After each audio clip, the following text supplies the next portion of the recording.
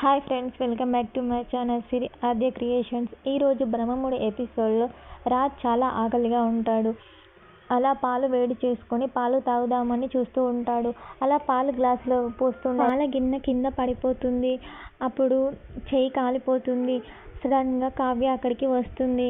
కావ్యాన్ని చూసి రాజు షాక్ అవుతాడు. ఇదేంటి కరెక్ట్ టైంకి వచ్చింది, దీని ముందున్న పరువు పోతుంది అనుకుంటాడు మనస్సులో. ఏంటండి కాలిందా అనేసి అంటుంది కావ్య. ఏంటి కాలేది అనేసి అంటాడు రాజ్. అదేనండి చెయ్యి కాలిందా అనేసి అంటుంది కావ్య. అదేం లేదు అనేసి అంటాడు రాజ్. సర్లే మీకు బాగా ఆకలిస్తున్నట్టుంది, వడ్డిస్తారా అండి అనేసి అంటుంది కావ్య. అప్పుడు రాజ్ ఇలా అంటాడు, నేను చెప్పా కదా నువ్వు చేసిన వంట నేను తినను అని అంటాడు రాజ్. అప్పుడు కావ్య ఇలా అంటుంది, నువ్వు తినవు అని తెలిసి నీ శాంతతో నీ కోసం స్పెషల్గా వండించాలేండి, తనే వంట చేసి పెట్టి వెళ్ళింది, తినండి అనేసి అంటుంది కావ్య. అప్పుడు రాజ్ ఇలా అంటాడు, మరి చెప్పవేంటి, ఈ విషయం ముందే చెప్తే అయిపోయేది కదా అనేసి అంటాడు రాజ్. అప్పుడు కావ్య ఇలా అంటుంది, మీరు ఏం చేస్తారా అని చూస్తున్నా, మీరు తగ్గుతారేమో అని చూస్తున్నా అని అంటుంది కావ్య. అయినా ఈ ఫుడ్ అంతా మీ సంపాదన మించి చేశాం కదా అండి, అయినా దీనికి మీరు అలగడం ఎందుకు, మీ సంపాదన మీరు తింటున్నారు కదా, దాంట్లో నేను చేసేది ఏముంది, మీరు తినొచ్చు కదా, దీంట్లో ఈగో ఎందుకు అనేసి అంటుంది కావ్య. అప్పుడు రాజు ఆలోచిస్తాడు, అవును కదా, నేను సంపాదించిందే కదా, నేను తినొచ్చు కదా, నీ శాంతానే వంట చేసింది, అలాంటప్పుడు నేనెందుకు ఆగాలి, నాకు అన్ని హక్కులు ఉన్నాయి కదా, నీకు వడ్డించే హక్కు లేదు, నువ్వు వడ్డించకు నేనే వడ్డించుకుంటా అనేసి తనే బాగా ఆకలితో ఉన్నాడు కదా, త్వరగా వడ్డించుకొని తింటూ ఉంటాడు రాజ్. వావ్, చాలా బాగుంది వంట, శాంత ఇంత బాగా వంట చేసింది, లొట్టలు వేసుకొని తినేయొచ్చు అనేసి పొగుడుతూ ఉంటాడు శాంతని. ఇలా అంటాడు, ఈ ముసుగులో నువ్వు వచ్చినా బాగుండేది శాంత, ఇదొచ్చింది అనేసి అంటాడు రాజ్. అప్పుడు అపర్ణ బయటికి వస్తుంది వాటర్కి, రాజుని చూస్తుంది, అక్కడికి వెళ్తుంది. ఏంట్రా మీ కావ్య చేసిన వంట తినను అనేసి ఇప్పుడేమో రాక్షసుడిలా అర్ధరాత్రి కూర్చొని తింటున్నావు అనేసి అంటుంది అపర్ణ. అప్పుడు రాజ్ ఇలా అంటాడు, ఇది నీ కోడలు చేసిన వంట కాదు మమ్మీ, శాంత చేసిన వంట, అందుకే తింటున్నా అనేసి అంటాడు రాజ్. అప్పుడు అపర్ణ నవ్వుకుంటుంది, చాలా బాగుంది మమ్మీ, రోజు శాంతాన్ని ఇలానే నాకు చేసి పెట్టమని చెప్పు అనేసి అంటాడు రాజ్ అపర్ణతో. అలా రాజ్ మొత్తం తినేసి వేలు కూడా నాకుతూ ఉంటాడు. అప్పుడు కావ్య ఇలా అంటుంది, అక్కడ బేషన్ ఉందండి, అందులో వాటర్ కూడా వస్తున్నాయి అనేసి అంటుంది. అప్పుడు రాజ్ ఇలా అంటాడు, వెళ్ళి చేయి కడుక్కో అనొచ్చు కదా, ఎందుకో అలా వెటకారంగా మాట్లాడతావు అని అంటాడు రాజ్.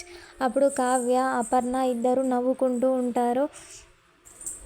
రాజ్ ఇలా అంటాడు, మమ్మీ రోజు ఆ శాంతాని పనిలో రోజు వచ్చి వంట చేయమని చెప్పు అనేసి అంటాడు రాజ్. అప్పుడు అపర్ణ ఇలా అంటుంది, శాంత రేపటి నుంచి వారం రోజులు లీవ్ పెట్టిందిరా, ఇప్పుడే రాదు అనేసి అంటుంది అపర్ణ. రాజ్ షాక్ అవుతాడు. రాజ్ ఇలా అంటాడు, ఎలాగైతే నేను ఈయనే గెలిచాను అని అంటాడు రాజ్. అప్పుడు కావ్య ఇలా అంటుంది, ఏంటి వీరతిలకం దిద్దామంటారా అనేసి అంటుంది కావ్య. రాజ్ అలా చూస్తూ లోపలికి వెళ్ళిపోతాడు. అపర్ణ కావ్య ఇలా మాట్లాడుకుంటారు.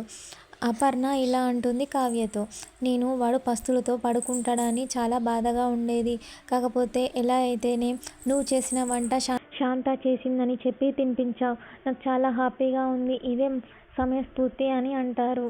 ఇదే ఐడియా మీ మీద కూడా ప్రయోగించాలేండి అత్తయ్య అనేసి అంటుంది కావ్య. నా మాట వినలేదు, మీరైనా ఒప్పించి తినిపించాలి కదా అత్తయ్య, సమయానికి నాకు ఆ ఐడియా గుర్తొచ్చి నేను తినిపించాను, లేకపోతే ఎలా ఉండేది అని అంటుంది కావ్య. అప్పుడు అపర్ణ ఇలా అంటుంది, నాకు తెలుసు కావ్య, నువ్వు ఎలా చేసి అయినా తినేలా చేస్తావని, నీ మీద నమ్మకంతోనే నేను కూల్గా ఉన్నాను అనేసి అంటుంది అపర్ణ. రాజుకి నిద్ర పట్టదు, లేచి చాలా గులుగుతూ ఉంటాడు. ఇది చూసావా అసలు కళ్యాణ్ అప్పు అలా వెళ్ళిపోయారని కొంచెం కూడా బాధగా లేదు దీనికి, ఎలా పడుకుందో చూడు దున్నపోతులా అనేసి అంటాడు రాజ్. అప్పుడు కావ్య ఇలా అంటుంది, నేను పడుకోలేదు మెలకువతోనే ఉన్నాను. ఏంటి నేను దున్నపోతున్నా, ఏం మాట్లాడుతున్నావు, నన్ను దున్నపోతూ అంటారా? ఎవరికి లేని బాధ నాకెందుకండి?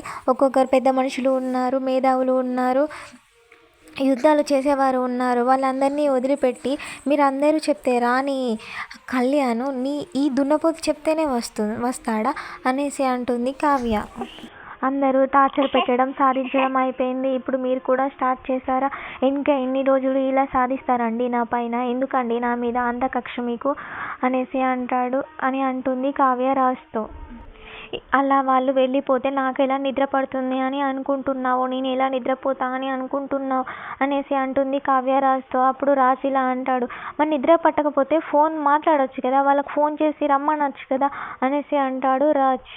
అదేదో మీరే చేయొచ్చు కదా అండి, కాల్ మీరు చేసి రమ్మనొచ్చు కదా, మీరంటే తనకి ఇష్టం కదా, మీ మాట తీసేయలేడు కదా, మీరు పిలిస్తే వస్తాడేమో, లేకపోతే పేపర్ ప్రకటన ఇవ్వండి, ఇక్కడ అందరూ దిగులుతో పడుకున్నారు, మీ అమ్మ దిగులుతో మంచాన పడి ఉంది, మీ అత్తగారు ఇల్లు ఎక్కి కోడిలా కూస్తున్నారు అనేసి చెప్పండి. నీకు డబ్బులు లేకపోయినా కళ్యాణ్ నువ్వు అప్పు చేసి అప్పును తీసుకొని రా కళ్యాణ్ అనేసి చెప్పండి అనేసి అంటుంది కావ్య. అంత అవసరం నాకు లేదు అనేసి అంటాడు రాజ్. నేను ఒక కాల్ చేస్తేనే వస్తాడు వాడు అనేసి అంటాడు రాజ్. అయితే మీరే చేయండి అనేసి అంటుంది కావ్య. అప్పుడు రాజ్ ఆలోచిస్తాడు, ఇప్పుడు చేసి మాట్లాడతా అనేసి అంటాడు రాజ్. ఒకవేళ మీరు చేశాక కళ్యాణ్ లిఫ్ట్ చేయకపోతే ఏం చేస్తారండి అనేసి అంటుంది కావ్య. నేను చేస్తే ఎందుకు లిఫ్ట్ చేయడు, లిఫ్ట్ చేస్తాడు అనేసి అంటాడు రాజ్. చేసి చూడండి ఒకసారి, చేయకపోతే ఎలా అనేసి అంటుంది కావ్య. అప్పుడు రాజ్ కళ్యాణ్కి కాల్ చేస్తాడు. కళ్యాణ్ కాల్ లిఫ్ట్ చేస్తాడు. అప్పుడు రాజ్ మాట్లాడతాడు, అరే కళ్యాణ్ బాగున్నావా, ఎక్కడ ఉన్నావురా అనేసి అడుగుతాడు. బాగానే ఉన్నా అన్నయ్య, నేను ఇక్కడ బాగానే ఉన్నాను, మా ఫ్రెండ్ వాళ్ళ షెల్టర్లో ఉన్నాను, మా ఫ్రెండ్ షెల్టర్ ఇచ్చాడు అనేసి చెప్తాడు కవి. అరే నువ్వు అక్కడ బాధపడడం నాకు ఇష్టం లేదు, నేను పెళ్లి చేసుకోమన్నా కానీ ఇంట్లోకి వెళ్ళమని చెప్పలేదురా, నువ్వు నన్ను అర్థం చేసుకో అనేసి అంటాడు రాజ్. అన్నయ్య నీ గురించి నాకు తెలుసు, నిన్ను అర్థం చేసుకుంటాను, నేను నీకోసం రాలేదు, నాకు అక్కడ సిచ్యువేషన్ తెలిసే అన్నీ అర్థమయ్యే నేను బయటికి వచ్చాను అప్పుతో, నేను ఇంట్లోకి వచ్చేవాడిని అయితే బయటికి ఎందుకు వస్తాను అన్నయ్య, నన్ను ఆ విషయంలో నన్ను ఏమీ అడగద్దు, నన్ను ఇబ్బంది పెట్టకండి మీరు, నేను రాలేను అనేసి చెప్తాడు కళ్యాణ్. అప్పుడు రాజు ఏం మాట్లాడలేకపోతాడు. అక్కడ ఆ వదిన ఎన్ని కష్టాలు పడుతుందో నేను చూడట్లేదా, అప్పుని చేసుకొని అక్కడికి తీసుకొచ్చి నేను ఇబ్బంది పెట్టలేనన్నయ్య అనేసి అంటాడు కళ్యాణ్. అప్పుడు రాజ్ ఇలా అంటాడు, నేను చూసుకుంటారా, నువ్వు ఇక్కడికి వస్తే నేను అన్నీ చూసుకుంటా అనేసి అంటాడు రాజ్. నేను వదినను చూస్తున్నా కదా అన్నయ్య ఎన్ని ఇబ్బంది పడుతుందో, నేను అదే ఇబ్బంది అప్పును కూడా పెట్టదలుచుకోలేదు, ప్లీజ్ అన్నయ్య ఆ విషయం నన్ను మళ్ళీ అడగకండి, నేను అక్కడికి అస్సలు రానని ఫిక్స్ అయ్యే బయటికి వచ్చాను అనేసి అంటాడు కళ్యాణ్. అలా చెప్పేసి రాజ్కి కళ్యాణ్ కాల్ కట్ చేస్తాడు. అప్పుడు కావ్య ఇలా అంటుంది, ఏమంటున్నాడు కళ్యాణ్ అనేసి అడుగుతుంది. అప్పుడు రాజ్ ఇలా అంటాడు, విన్నావు కదా నువ్వు కూడా అనేసి అంటాడు రాజ్. మరి మీరే చెప్పండి, మీరు ఇప్పుడు కాల్ చేసి రమ్మంటేనే రానంటున్నాడు, అలాంటిది నేను రమ్మంటే నేను ఆగమంటే ఎలా ఆగుతాడు అని అనుకున్నారు మీరు? ఈ విషయం మీకు అర్థం కావడానికే మిమ్మల్ని కాల్ చేయమని చెప్పాను అనేసి అంటుంది కావ్య. ఇప్పుడు కాల్ చేస్తే రాలేదేమో నా తమ్ముడు, రేపు నేను వెళ్ళి డైరెక్ట్గా వాడిని కలుస్తాను, నన్ను చూశాక వాడు రాను అని అసలు చెప్పలేడు, కంపల్సరీ వస్తారు, రేపు వెళ్ళి నేను అప్పుని కళ్యాణ్ని తీసుకొని ఇంటికి వస్తాను అనేసి అంటాడు రాజ్. అప్పుడు కావ్య అలానే చూస్తూ ఉంటుంది. రాజ్ ఏదో అంటావు కదా, ఏదో ఒకటి అను అనేసి అంటాడు. రేపు మీరు వెళ్తారు కదా, వచ్చాక అంటానులే అనేసి అంటుంది కావ్య. కళ్యాణ్ వాళ్ళు మార్నింగ్ లేచి చూసేసరికి వాళ్ళ ఫ్రెండ్స్ అందరూ బయట చలిలో పడుకొని ఇబ్బంది పడుతూ ఉంటారు. అదంతా కళ్యాణ్ అప్పుని పిలిచి చూడమంటాడు.